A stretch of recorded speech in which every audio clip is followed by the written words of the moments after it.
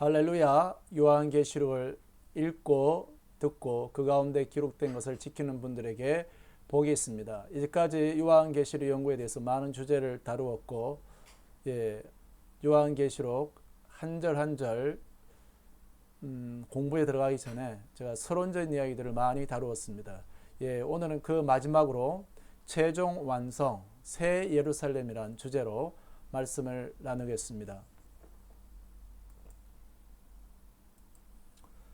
최종 완성 새 예루살렘에 대한 주제를 다루면서 저는 새 예루살렘이 어떤 것인지 많은 관심을 가지게 되었습니다. 그것이 건물인지 아니면 우리 자신, 교회 자체인지 많은 관심을 가지게 되었는데요. 자, 그에 대한 그 관심에 새로운 눈을 갖게 된 것은 바로 요한계시록에서 교회를 상징하고 있다는 것이 세계로 되어 있는 것에서 새 예루살렘은 최종 완성이라는 데 주목하게 되었습니다. 요한계시록에서 교회는 1장에서 금 등잔대 이렇게 표현되어 있습니다. 예수님이 바로 이 금 등잔대 사이로 다니시는 대제사장으로 묘사되어 있고, 교회는 바로 금 등잔대로 이렇게 되어 있습니다. 제가 금 등잔대라고 한 것은요, 출애굽기에 나와 있는 성막에 있는 그 메노라, 바로 그 어두운 성막을 밝히는 그 등잔대로서의 말하는 촛대로 이야기하지 않고 등잔대로 말씀드린 것입니다. 그래서 이때 교회의 역할은, 세상 속에 있는 그 교회는 제일 중요한 역할이 어둠을 밝히는 것입니다. 바로 계시인 거죠. 그것이 교회의 제일 중요한 요소였습니다. 그 다음에 이제 계시록에 더 나아가면 바로 2장 3장에 7교회가 나오고, 그 이후에는 교회가 사라지는 것이 아니라 교회가 계속 나옵니다. 사실은 이 12장 1절에 보면 바로 그 해 입은 여인이 나옵니다. 이 해 입은 여인이 해를 입었다 했을 때, 그때도 그 해는 그 영광의 빛을 바로 계시를 말하는 것입니다. 그리고 이 여인은 사내 아이를 낳는 것이, 물론 사내 아이를 예수님이냐 또 철장으로 만국을 다스릴 그 예수님이 보는 견해도 있고, 그러나 이제 교회의 역할 중에 하나가 바로 그 사내 아이 다스릴 수 있는 실력 있는 사람, 그런 영적인 사람들을 낳는 게 교회의 역할이라고 말씀드릴 수 있겠습니다. 그렇게 또 교회가 여인으로 되어 있는데, 그러나 그 여인이 벌써 그 세상 속에 있는 교회에 사단의 깊은 것과 또 니골라의 그런 교훈들이 들어와서 교회가 이제 타락하게 됩니다. 그래서 그 교회가 결국은 적그리스도에게 사용되는 음료가 되는, 수많은 사람들을 그 포도주에 취하게 하는, 바로 음행케 하는 음료 역할을 하게 되느냐,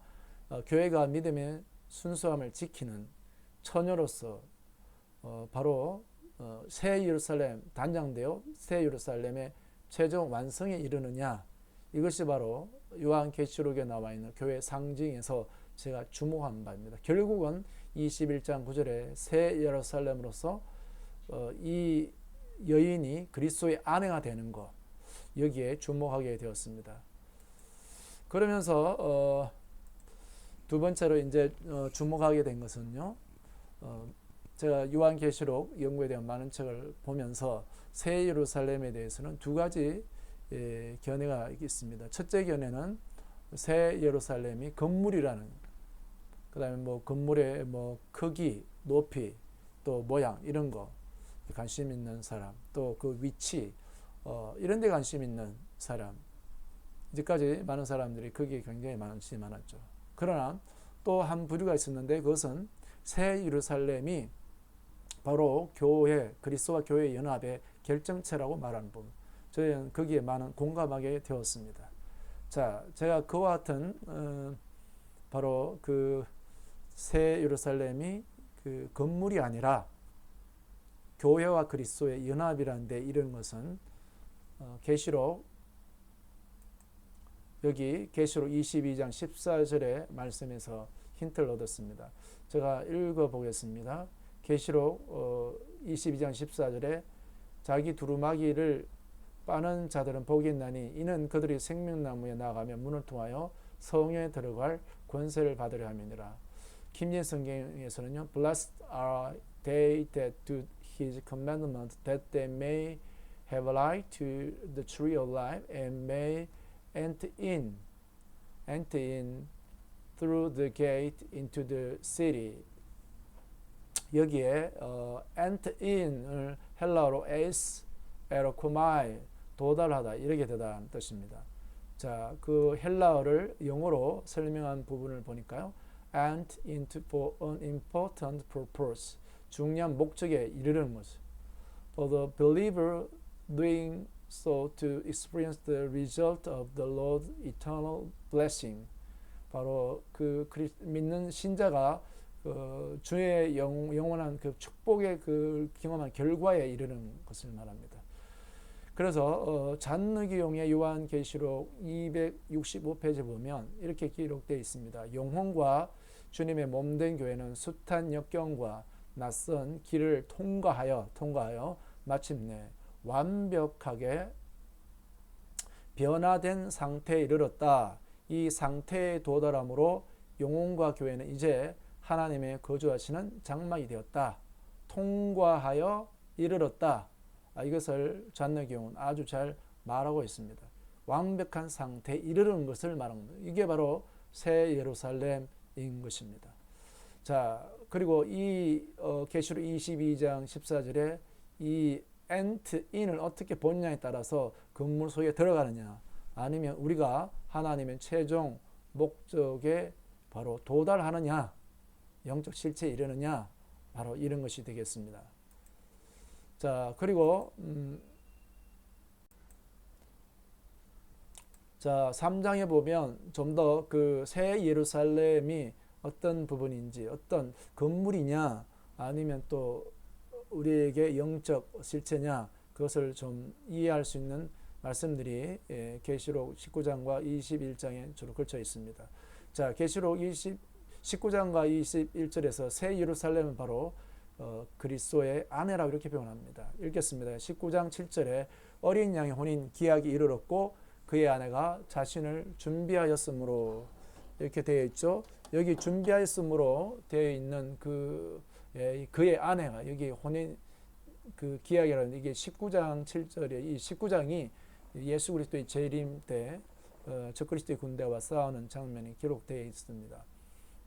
그리고 이때 이 땅에서는 그런 대환란에 그런 전쟁 때지만 바로 영적으로는 그 어린 양의 혼인 때라고 성경은 말씀하고 있는 겁니다.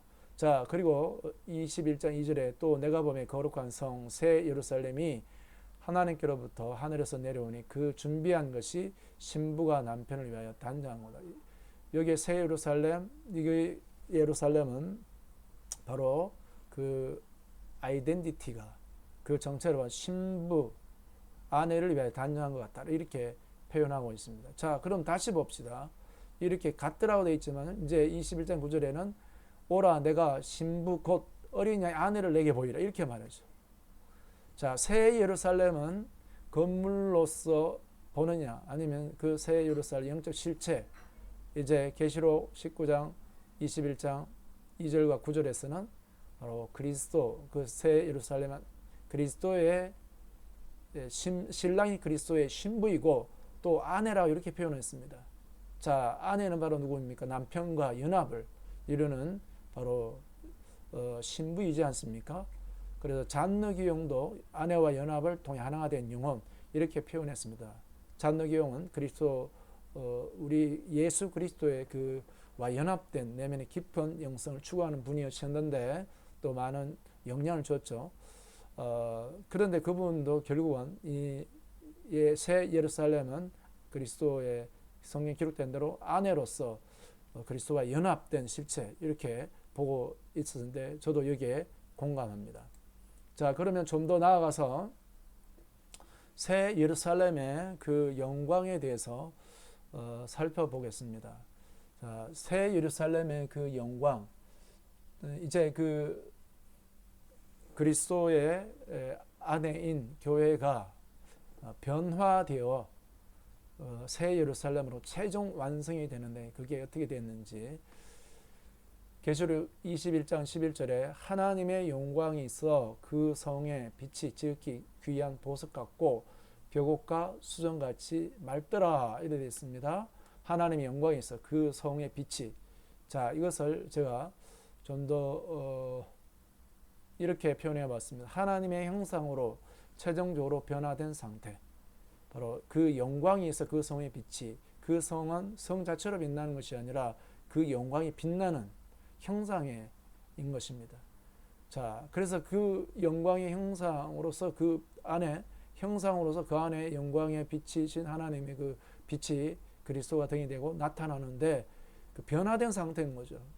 그래서 그것이 뭐와 같고요? 보석과 같고 벽옥과 수정 같더라. 그 하나님의 그 영광의 임재를 그 계시록 4장에서는 벽옥과 같다 이렇게 표현하고 있었는데 그 하늘의 그 예배 광경에서 바로 그 하나님의 영광의 임재를 벽옥 같다 이렇게 표현했는데 여기서 이제 벽옥과 수정같이 맑더라 이렇게 표현하고 있습니다. 그 하나님의 영광의 그 빛이 빛나는 것을 말하는 겁니다.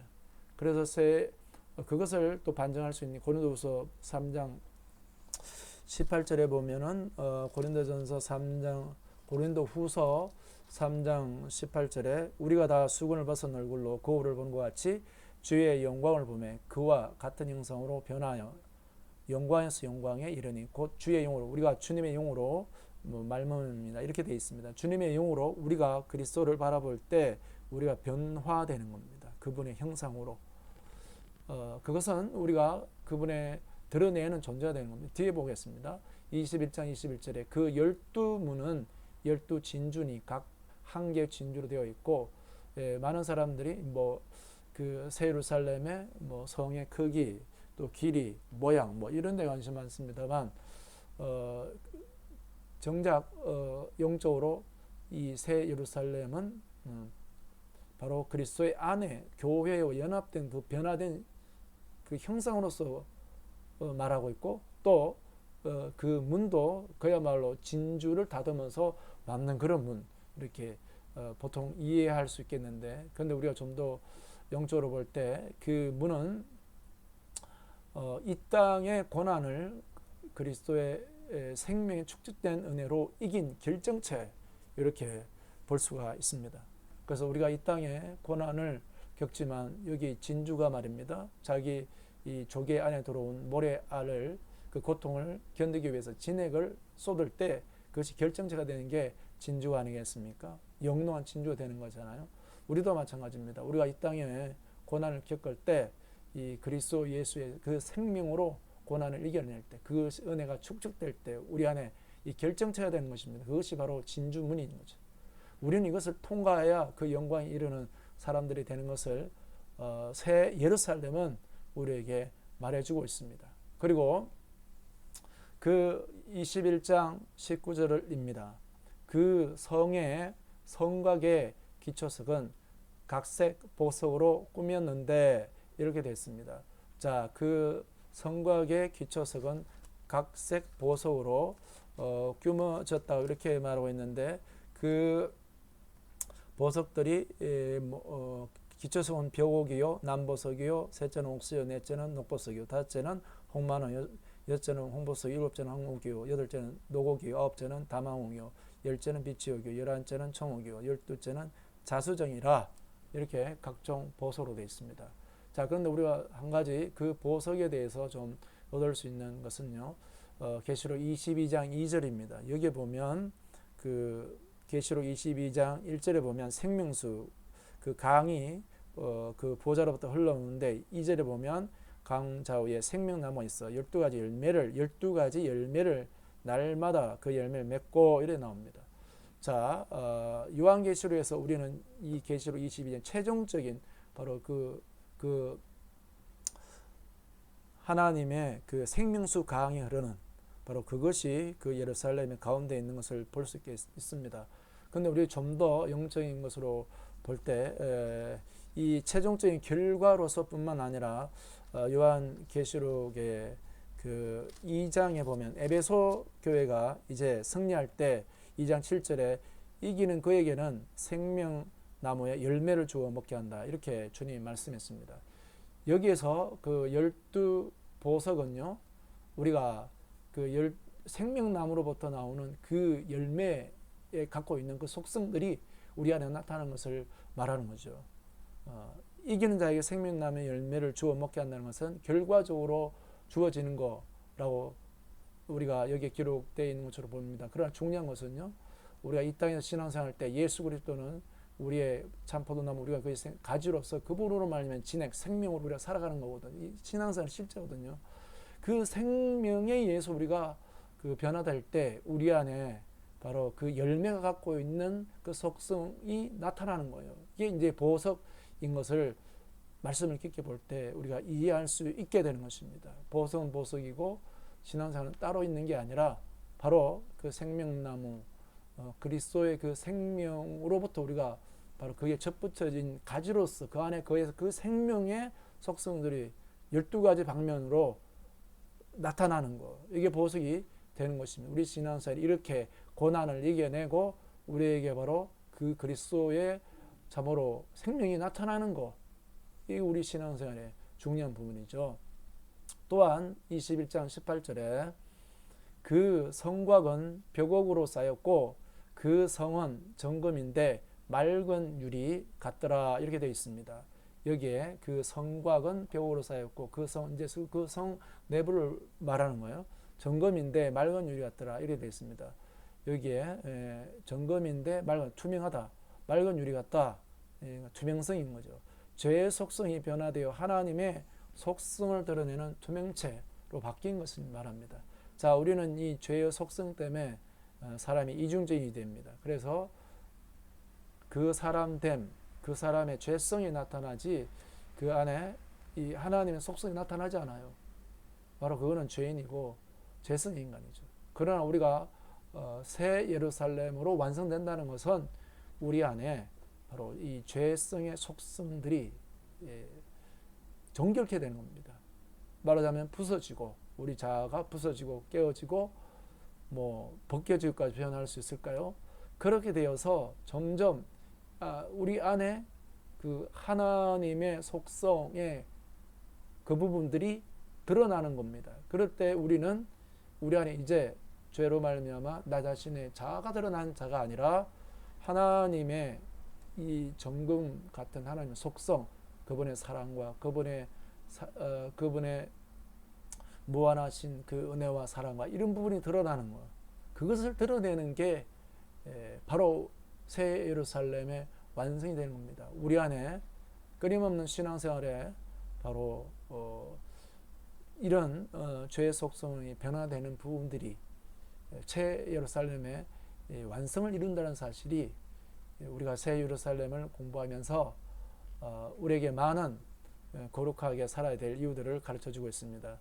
그래서 저는 결론으로 이 땅의 고난을 그리스도의 생명의 은혜로 이겨내야 한다는 것을 이제 새 예루살렘을 공부하면서 배울 수 있는 부분입니다.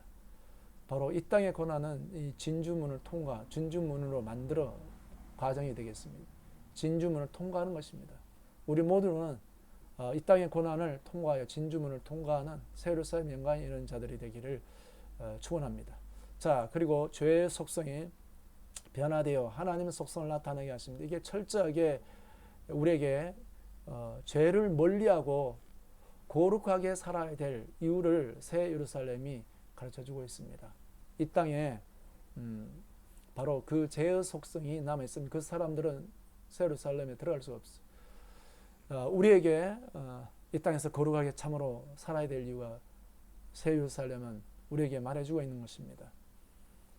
그리고 또 새 예루살렘은 우리에게 고난을 이겨야 될 것과 죄의 속성이 변화되어야 될 것과 또 그보다 더 깊게 들어가서 우리가 그리스도와의 연합된 삶을 사는 것, 이게 그리스도와 연합된 삶을 이게 그리스도의 아내입니다. 그리스도의 신부입니다. 단장되는 겁니다. 자, 우리가 이 땅의 삶을 홀로 사는 게 아닙니다. 그렇다고 나의 죄성, 자아, 벌거벗은 채로 사는 게 아닙니다. 그리스도를 입어 그리스도와 연합된 삶을 사는 것, 그 완성, 그것이 하나님의 형상으로서의 완성입니다. 그리고 그것이 그리스도의 아내로 단장되는 것입니다. 이것이 새 예루살렘이 우리에게 말해주는 것입니다.